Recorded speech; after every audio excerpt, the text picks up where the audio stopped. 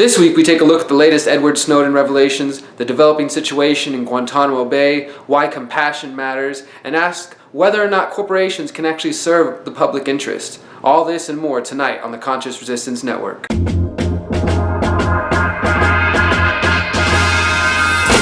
Got me wondering how I got into this mix. Welcome to another week here at the Conscious Resistance Network. My name is Derek Bros. I'm the host of this show, The Conscious Resistance. You can find more about me at theconsciousresistance.com. Be sure to like us on Facebook, follow us on Twitter, and subscribe to our YouTube channel to stay up to date with all of our latest action. This past week we had two new articles come out from our team. One from John Vibes called "The Struggle is Real, but Try to Enjoy the Ride," and another one from Jeffrey Thomason with 5 ways you could be more awake and happy. Also a brand new video from Katie Chaos looking at propaganda in our culture and media. Be sure to go to theconsciousresistance.com to check all that out. This week marks the beginning of our partnership with Voluntary Virtues Network. Mike Shanklin, what's up, brother? Thank you for giving me this opportunity. So now, in addition to the show playing Sunday nights at 8 p.m. Central on theconsciousresistance.com/live, if you miss it then, you can find it Monday nights at 5 p.m. Central, 6 p.m. Eastern on the Voluntary Virtues Network. And then the following day, Tuesday, it will be uploaded to our YouTube channel and website. So 2 chances to watch it before anyone else on the Conscious Resistance Network and the Voluntary Virtues Network. We're also still partnered up with the Truth Broadcasting Network, Freedom Phalanx Radio Network, Liberty Movement Radio, and a number of other organizations and individuals. So check that out on our affiliates tab on the website. So let's get into the news. Not 1 week passes without another revelation from Edward Snowden. For over a year now, since June 2013, we've been finding out more and more about how the United States government, the NSA, the British GCHQ, the German government spies on its own citizens and 80% of the world's population. It was revealed last week that through William Benny, NSA whistleblower, saying that 80% of all audio phone conversations are recorded, not just the metadata, but actually the content of the conversations, the audio.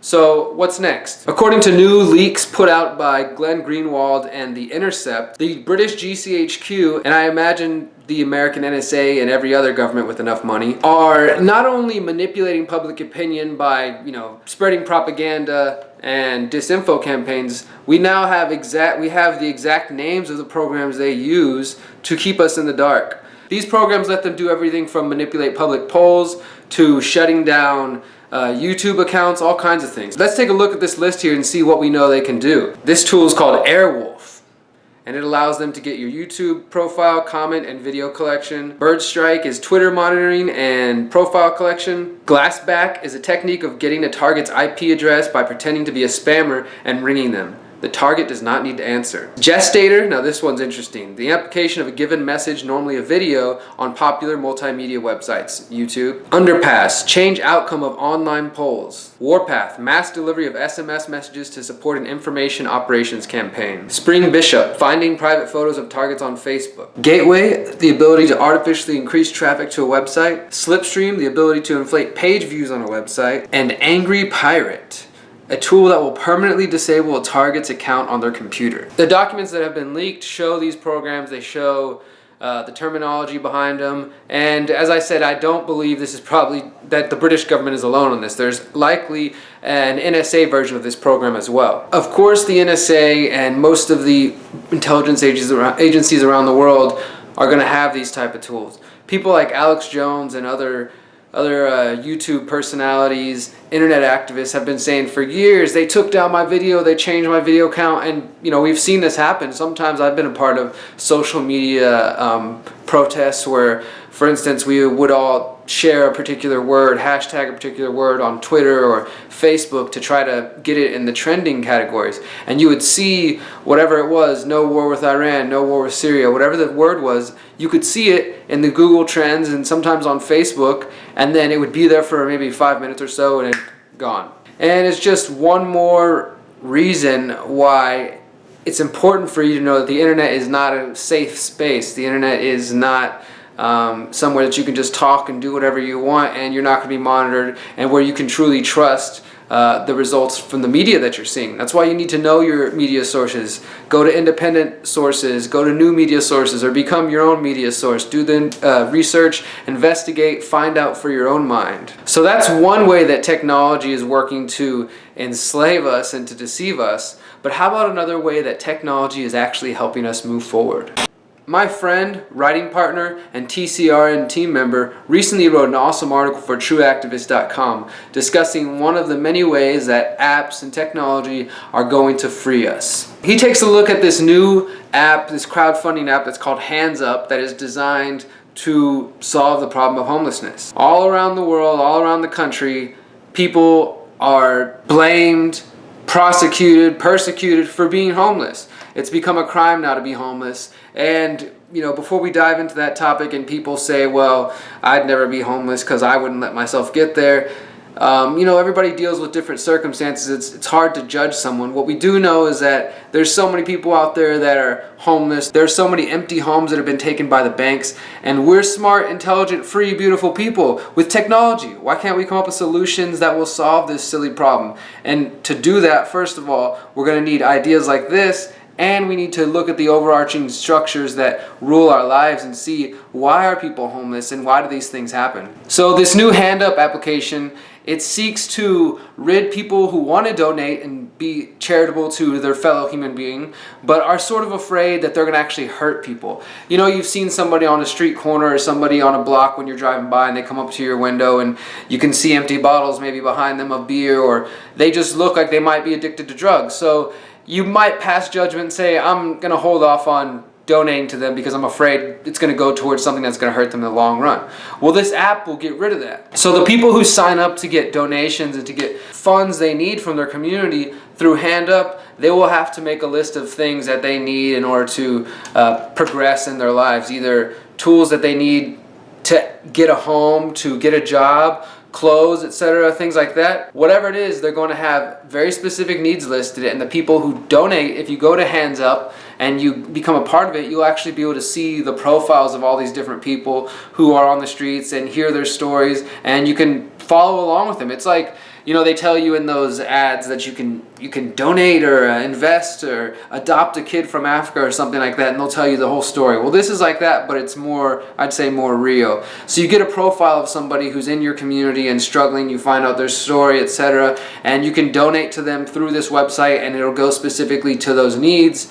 And, this, of course, is setting off the debate where some people are worried about trusting Hands Up, this app. But, I think the idea here is you're either going to give yourself to somebody on the street when you see them, if you can, or you're going to give by calling into one of these organizations and some bureaucracy, where a lot of these nonprofits have actually been found to be extremely inefficient when it comes to raising money. They have to spend so much money on overhead costs and such that oftentimes the people that they're trying to help don't really get the funds. The Wall Street Journal reported that homeless advocates or case managers who work in shelters post profiles on Hands Up on behalf of the homeless. They accept donations via Hand Up, then ensure the money is being spent on what the person said he or she needed. Now, I was watching an interview with one of the founders of Hand Up, and another interesting topic came up where the person who was interviewing her basically said that he felt that it might be a problem, it might be a bad idea for a corporation, which Hands Up is not a nonprofit organization. They are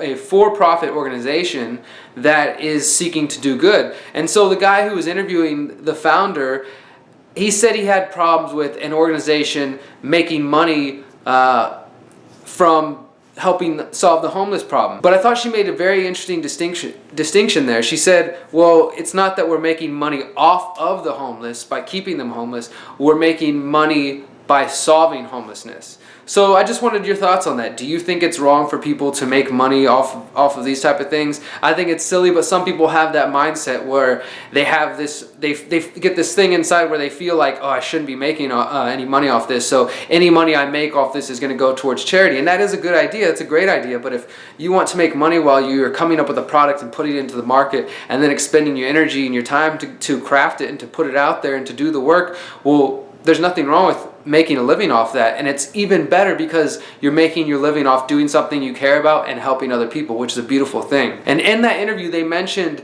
something that I never heard of. It's called a benefit corporation. So what is a benefit corporation? According to Wikipedia, a benefit corporation, or B corporation, is a corporate form available in the United States designed for-profit entities that wish to consider society and the environment in addition to profit in their decision-making process. In a benefit corporation, the difference here is that they have a stated social mission. Like, for example, I'm going to form a corporation to solve homelessness. So there's shareholders that are involved, like in Hand Up, and the shareholders are individuals who know that this corporation, this benefit corporation's job is to focus on homelessness. So if they feel after a period of time that the owners, the CEOs, and the top executives aren't fulfilling that mission, they can get rid of them and bring somebody else in new to start over. The purpose of a benefit corporation includes creating general public benefit, which is defined as a material positive impact on society and the environment.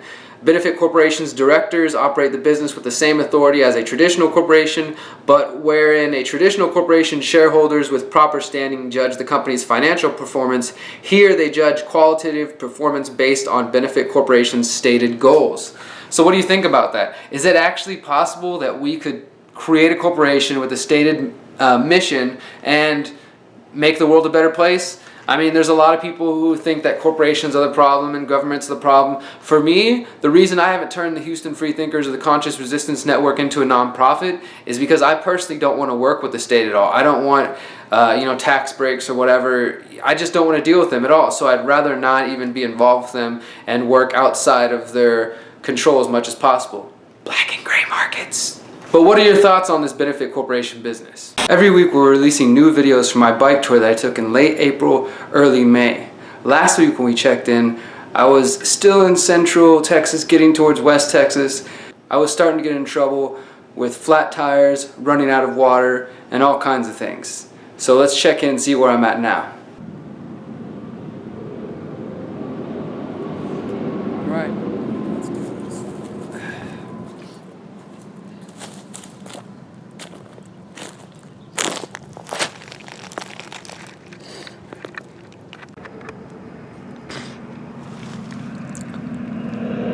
Hey everyone, I am in my tent. I survived.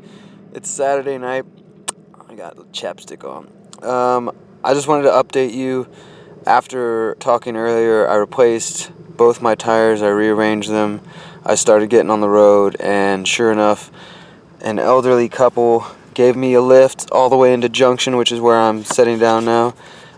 Thank you to Bob and Shirley Gladden, Bob Gladden, for the lift and for the support and help.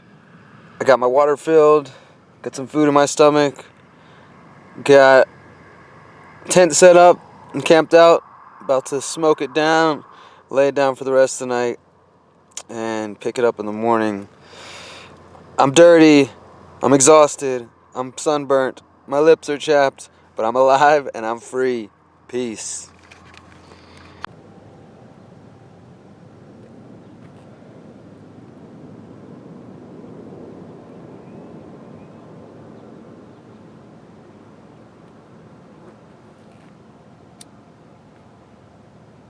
Thank you, Earth, for allowing me to rest my body here all night. Thank you, stars.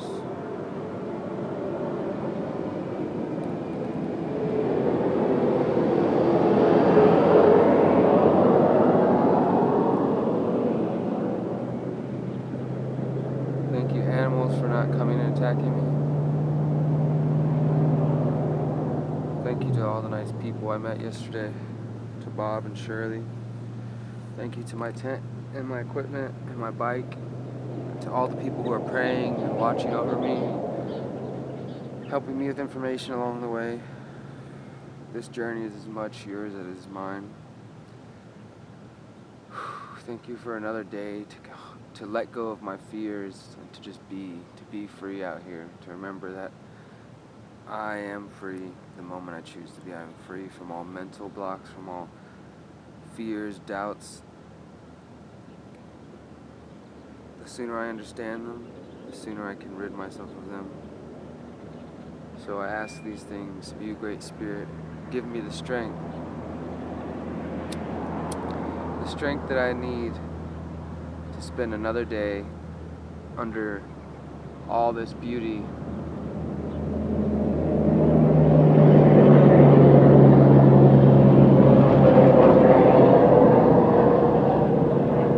And remembering to give thanks. Remembering to have gratitude for what I've experienced and for what's coming. And for being thankful for making difficult choices and challenging myself so I can learn in new ways. What's up, guys? It's Sunday morning, May 4th, 2014. I am still right here outside of Junction. I'm about to go to this corner store, this truck stop, plug in my computer for a little bit, check out my directions. Today I'll be heading towards Sonora and Arizona, and in Sonora there are those caves apparently, so I want to check those out. Let's see if you can see that. Yeah, there's those caves, so I might go check those out.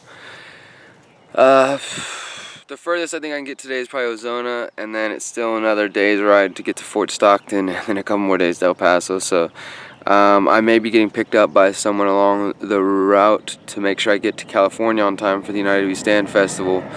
But I'm going to be there, and then after that I'll be journeying solo again. But thank you for everyone who's continuing to support me mentally, spiritually, physically. Peace.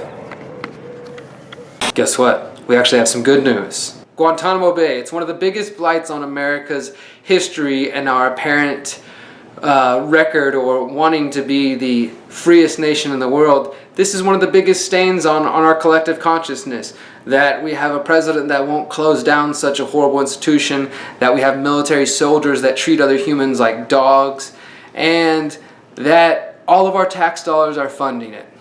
But guess what? Finally, after months and months of force feeding, somebody decided to stand up and say no. Last summer, the authorities in Guantanamo Bay began force feeding inmates after a hunger strike spread.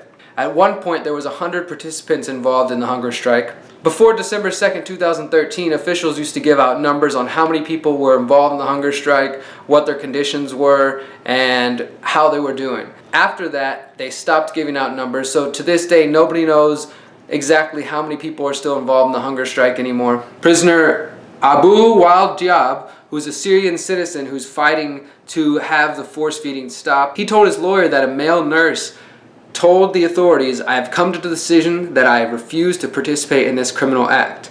He also told them, "Before we came here, we were told a different story. The story we were told was completely opposite of what I saw." Last year, rapper Mos Def actually underwent the force feeding.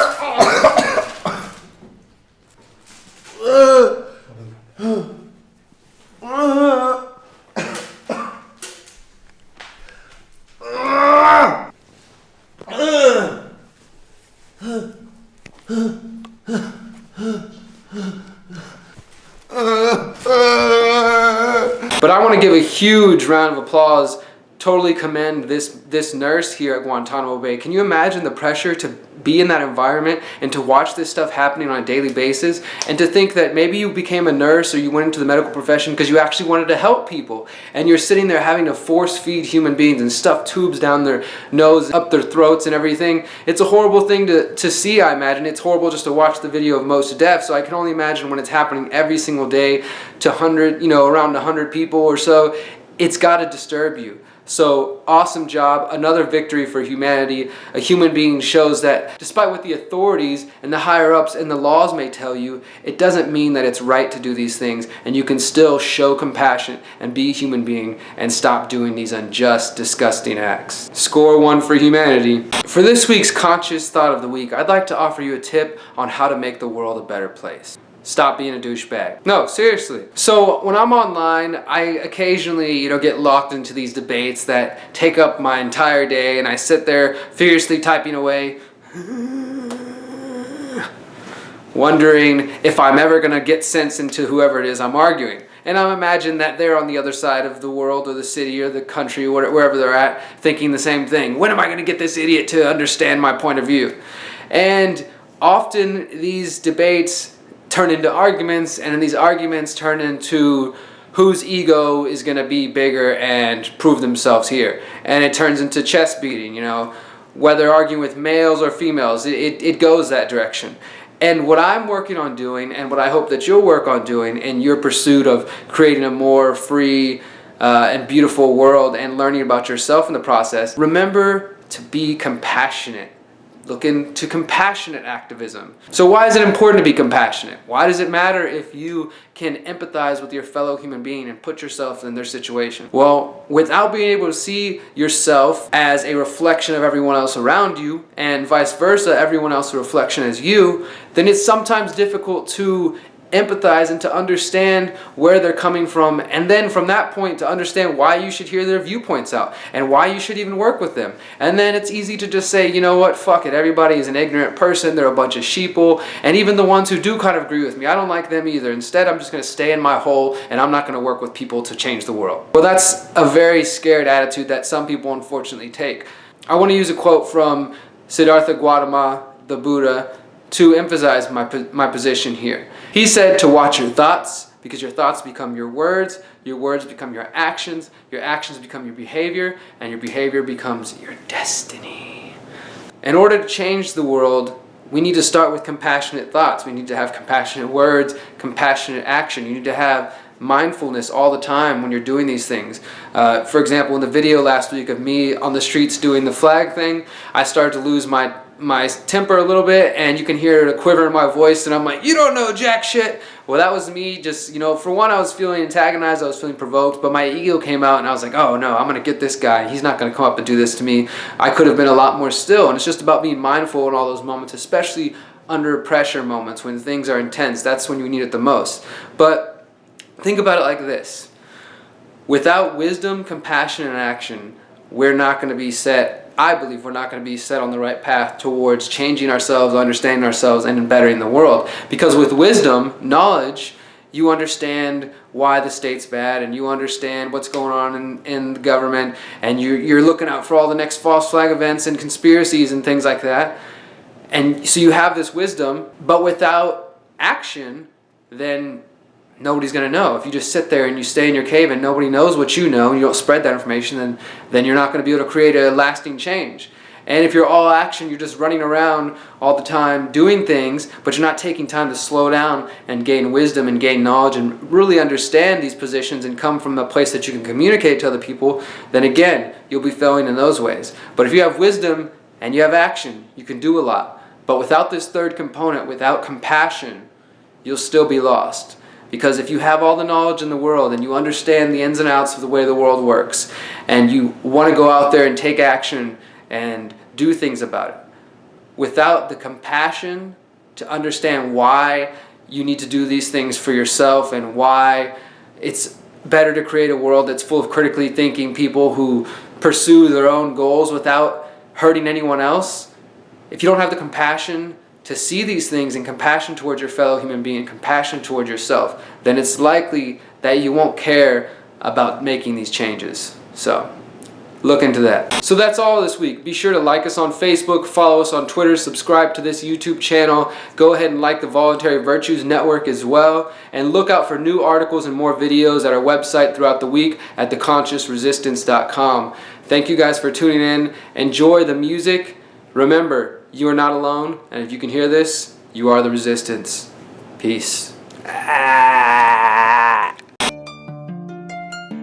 let's get it. Turn the tube on, get the news on, get your suit on, get your shoes on, get a move on, get your moolah, working 2 jobs for a Groupon, that's a coupon for a crouton. Hallelujah, look at do ya, da da do da. Get your chill on, get your real on, get your peace on, get your freak on, get your preach on. I'ma turn the heat on, these song. So hold on, get your roll on in a nose job at a roadblock from a robot with a mohawk and some Botox, and I won't stop till the flow stop, cause I go off like a cobra.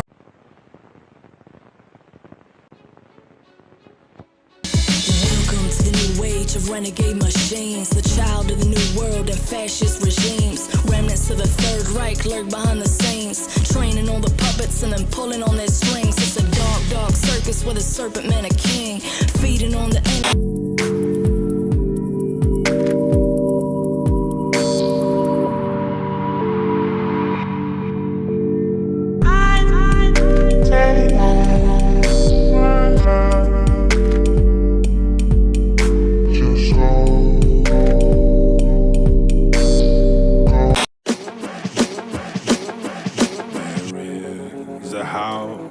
in New Orleans. There is a house in New Orleans they call the Rising Sun, and it's been a ruin for many a poor boy, and God, I know I'm one. My mother was a tailor. She sewed my new blue jeans. My father was a gambling man down in New Orleans. Now the only thing a gambler needs is this suitcase and his trunk. And the only time that he's satisfied is when he's all drunk.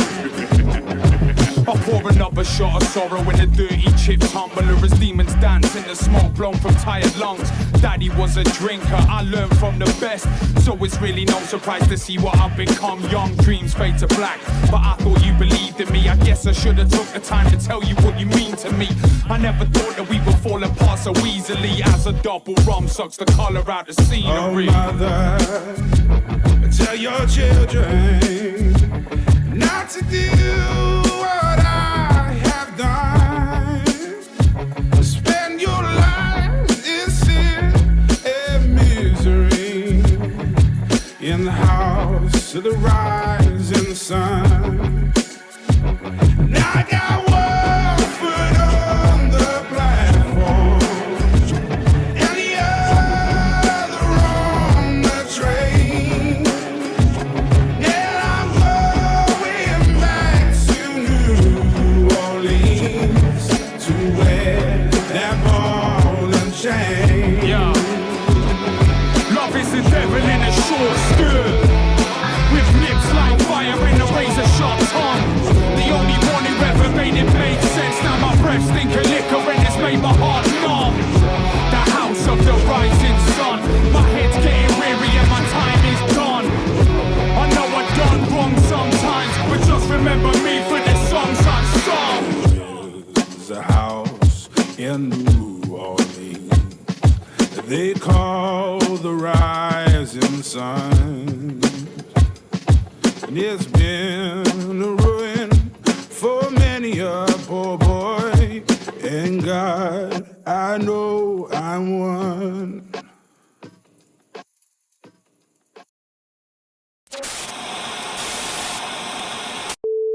What do you think it is, either the biggest threat to our freedom or the one thing that can bring us all together and stop all the craziness? Love. Love, the one, that's it. Love is the cure for all diseases. And let me tell you something else. The thing that could tear us all apart faster than any other disease